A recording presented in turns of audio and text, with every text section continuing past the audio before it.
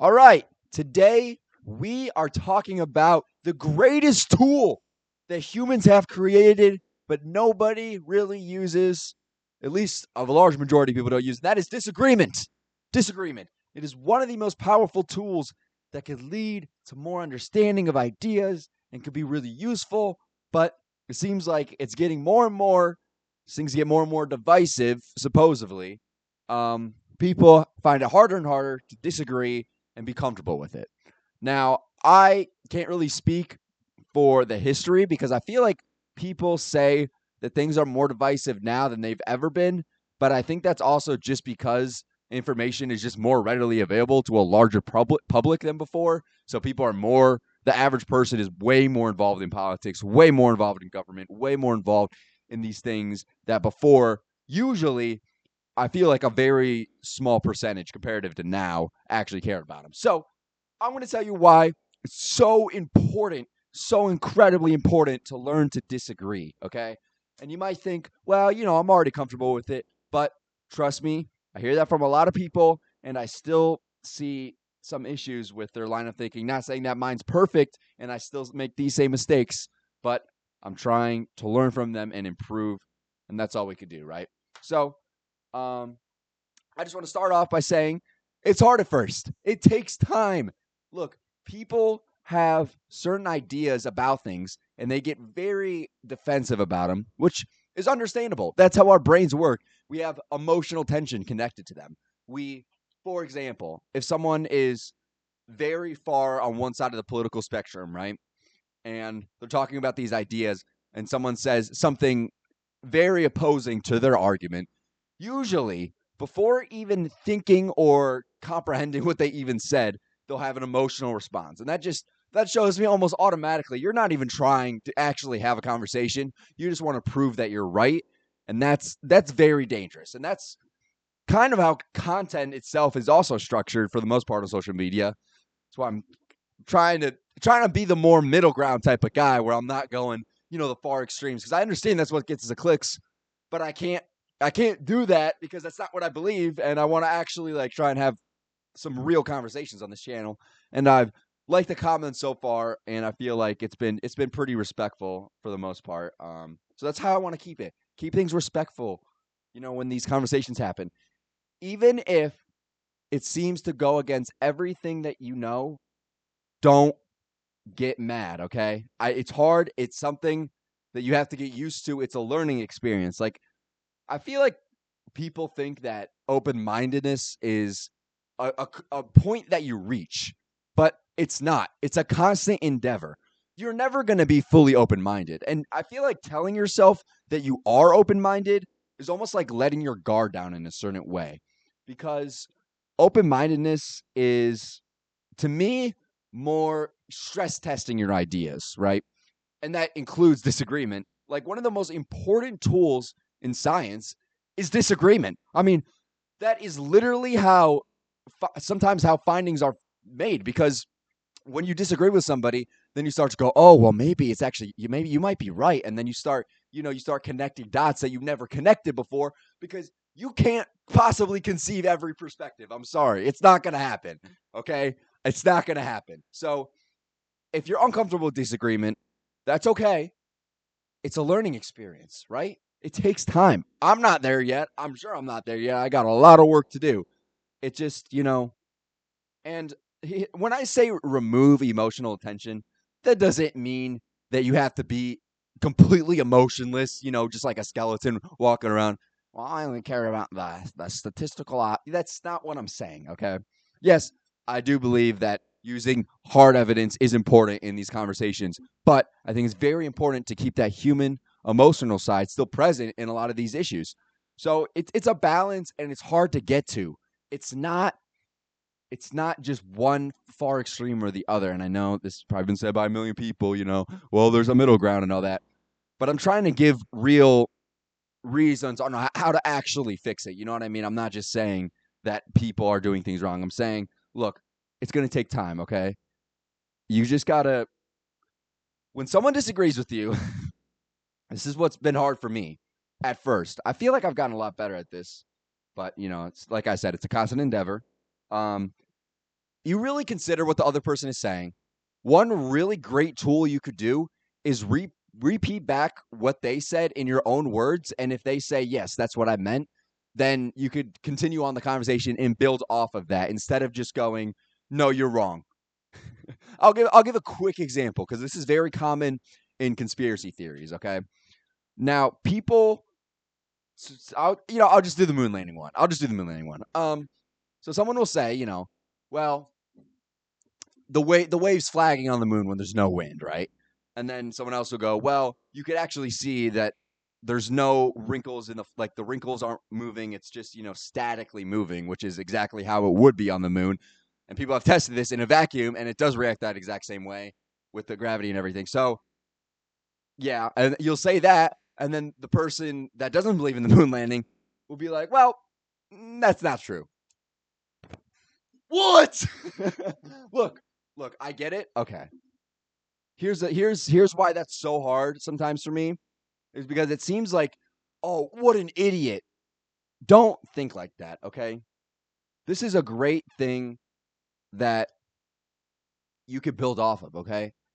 It seems to me that a lot of these people that make these wild conclusions and then never stress test their ideas, they just been led down a wrong path, okay? Doesn't mean you're better than anybody because you're trying to do these things, okay? You can teach people how to do it. And by getting angry, that's not achieving anything. You know what I mean? So removing that first will make people listen more. Being respectful will just hopefully you could kind of, bridge that gap. And it's hard. It is very hard. But, I have seen people change. And I hate that thought process that, well, someone's an idiot and I'm never going to talk to them. Look, some people are like that. That is true. But making that judgment off of one or two conversations, in my opinion, is a very poor decision to make in your life. And I don't think that's a good way to look at people. And this is kind of what's hard when I see people studying philosophy specifically, is they almost feel like they're better than other people. And I really don't like that. They get this sort of pretentious attitude, and I'm sure I've kind of sounded like that before. I really try to fight against it, but because they think, well, I'm thinking about the real important things. Nobody else is like me. I'm different. Like, shut the fuck up, dude. I'm sorry. That's one thing I'll disagree with. I'll disagree with that. And I'm not, I'll disagree with the fact that you're better than anybody else because that's just a stupid way to look at life. I'm sorry. It just is because you're not going to be able to really achieve, you're not going to have a good impact on the world, in my opinion, if you're looking at the world like that. That's why I love someone like Carl Sagan. If you don't know astrophysicists, I talk about him all the time because I love him so much. Not going to kiss him, though. I'm sorry. I mean, he's been dead for 25 years, but it was just a weird comment to make. Anyways, he said, these people that talk about conspiracies and things like that, he doesn't think, oh, what an idiot. He goes, they're from a different perspective. They've just been led down. They've been misled. That's not really their fault. And yes, at some point, I do think in your life where you start, becoming an adult and then you start actually forming your own opinions.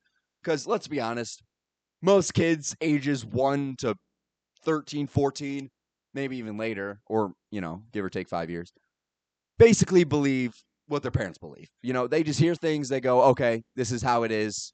They just stick with it. And sometimes those ideas will still be planted in your brain way later in life without you even realizing it. This is where it gets very difficult to distinguish subconscious bias because you don't know it's there. You don't know it's there. So that's why I've tried to devise a thinking method, which I've talked about before in my balance of thoughts and action video, where I have methods to try and prevent that as much as possible, but that step-by-step process of thinking is also up for change too. So, because I always think that it's stupid to strive for perfection, better to strive for improvement, which I've also talked about before. So I know I'm just kind of repeating things, but they all kind of tie into each other. And I wanted to specifically talk about disagreement because it's so important. If you learn to disagree, the understanding of the world will be so much better. You'll not I think you'll respect more people. You won't judge immediately. And I'm not saying that these people that you talk to aren't going to have incredibly ridiculous reasoning. But that's where you have to be respectful, cuz anger is not the solution. I'm sorry. It's just not. It's to me, anger is just filling your brain with emotional bias. And that makes you this is what people say when they say they see red, right? You're not thinking clearly. And conditioning yourself to not have that emotional response can lead to really great discoveries that you never even thought of before. And I know it's hard, but I'm telling you, if you try this, oh my God, it's really a great tool. And it'll stress test your ideas. It'll make you understand things better. And it can be hard to find people that are going to want to disagree with you. And that's okay. You you be okay with their disagreement. It doesn't matter. It doesn't matter what they think about you. It's fine. You be the better person. You know what I mean? You take that step, okay? They don't have to do it right away. But maybe if people start, getting more comfortable with disagreement over time, others will start to see. I mean, this is, you know, very seems very unrealistic to me right now with the climate of the world. I'm not gonna act like everything's gonna be perfect from this, but things aren't gonna change if nobody's trying. So I don't know what else to do. I mean, here's I really want to have an impact on the world with these ideas, because I really think these are truly beneficial and could lead to just better humanity. I don't think I'm the answer to all the questions. I just want to help the world in any way I can, and I'm finding it harder and harder with social media increasing, that people are just becoming more uncomfortable with disagreement. Because I was at one point, and I still am in some ways. So it's a constant endeavor. It's tough, but yeah. Appreciate you guys watching. If you did watch, please just try some of these things. See if it, helps your understanding. I'm telling you, it's going to be difficult at first. Don't assume you're just going to go, oh, and I'm open-minded. Nope. Sorry to break it to you. That's just not how it works. You got to condition your brain, because most people's brains have been conditioned in a very narrow way. And it's hard to break that tension that's been created. So, well, I hope you guys have a great life. Subscribe if you want to. That would really be awesome. I'm trying to, I legitimately am trying to put something positive into the universe instead of just talking about all the negatives or being super extreme. I'm really trying. Maybe I'll start editing my videos. Maybe that'll make more people watch. But I also understand that I gotta be more consistent with my uploads. I missed yesterday, which I'm kind of pissed about, but that's okay. Um, all right, guys. Thank you for watching. I will see you in the next one.